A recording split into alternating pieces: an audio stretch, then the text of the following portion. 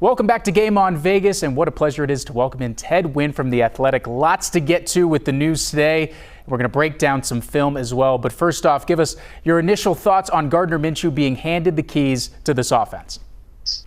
Well, I think Antonio Pierce would rather have one of the quarterbacks outright win the job, but it just felt like who was the least worst. And I think Gardner Minshew came out on top of that contest. But ultimately, I think his ability to scramble and just his aggressiveness throwing the ball deep ultimately, gave him the edge. And it wasn't just in this game where he was aggressive throwing the ball deep. He was definitely a lot more aggressive in that Vikings game where he made a couple off-platform, really nice throws. And just the overall scrambling ability, I think we could see that maybe this offensive line could struggle a little bit. And Minshew actually, he ran for over 300 yards his first year. He ran for, I think, 3 touchdowns last year. So he's just a little bit more mobile than O'Connell. So I just think the combination of aggression and mobility just ultimately gave him the job. So least worst, that is going to be something that Raider Nation can hang their hat on as a conversation. So obviously the All-22 does not lie. Let's get into some of the film of maybe why they made the decision and some of the things that were kind of against him. What do you got to start us off with? All right, so first play we'll look at, there's a bunch of missed opportunities in the game. And first play, they're going to run a play action concept, classic play action concept with Trey Tucker running a big post. And on the other side, you have Jacoby Myers running a crosser. This is a good play against single high defense, which is what the Cowboys are in. After the play fake, Minshew should be reading that free safety and taking a peek at the post. You can see the free safety is actually running horizontally. So Trey Tucker's open right here, but he doesn't see it. He tries to force the ball to Myers on a crosser. Play falls incomplete. And I think when they got back to the sideline, Getsy probably talked to him and told him, we're going to run the same play, but we want you to hit Trey Tucker. On the very next play, they're going to run the same exact concept, a little bit different window dressing. But again, you have single high, and then you have Trey Tucker on the post and Myers on the crosser. This time he's going to give a little pump fake to Myers, get that free safety to really bite. And again, Trey Tucker's wide open down the middle of the field. This time he throws it. And what I like most about this is Trey Tucker makes a difficult catch through some contact.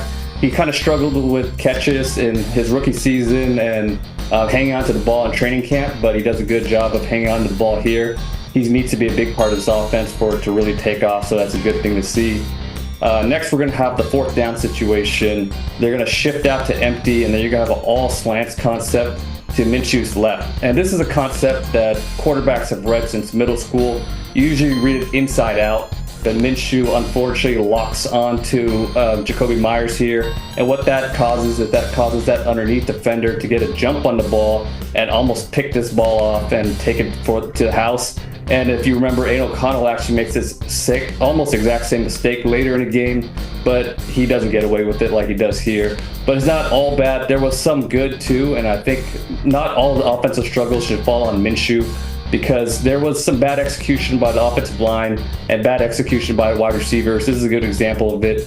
Here he identifies the one-on-one. He sees the safety rotation. He knows to go to Trey Tucker. And again, this is one of the reasons why he won the job, is because he could find those aggressive reads. He's able to make those aggressive decisions. He sees the free safety go to the middle of the field. He knows he has Tucker deep, and he wants to go to him, but Trey Tucker just isn't looking back in time. He throws the ball to where he thinks Trey Tucker's going to be, but they're just not on the same page.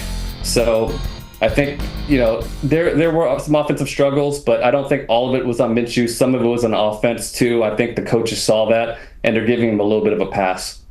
I'm curious what you think, because there were times during the game where you just looked over and Luke Getsy, he was visibly frustrated. It wasn't just with Gardner, but it was also with Aiden and some of the decision-making. But then you talked about maybe the biggest pro in Gardner's case being his aggressiveness. Now that he has the job, do you think any of that will be coached out of him, or it's just like, hey, let's just let Gardner be Gardner and go out there and see what he's got? Yeah, no, I think they want him to be aggressive. I think, O'Connell is steady. He's accurate. He'll throw the ball underneath very accurately, but I think they want some of that high-end variance that Minshew provides. And that's the type of quarterback he's been his entire career. He's been really high sometimes, and sometimes he hits those lows. And I think they're trying to capture some of that high variance, especially early in the season when you have to go on the road against the Chargers and on the road against Baltimore. But I wouldn't be surprised to see O'Connell play at some point this season too. So I don't think this contest is exactly over, but right now Minshew has the edge early on. So you're saying we're just getting started, man. The roller coaster begins week 1, but Gardner will get the keys against the Chargers. Ted Nguyen from The Athletic. Check out his stuff. Thank you so much for the time. Thanks for having me on.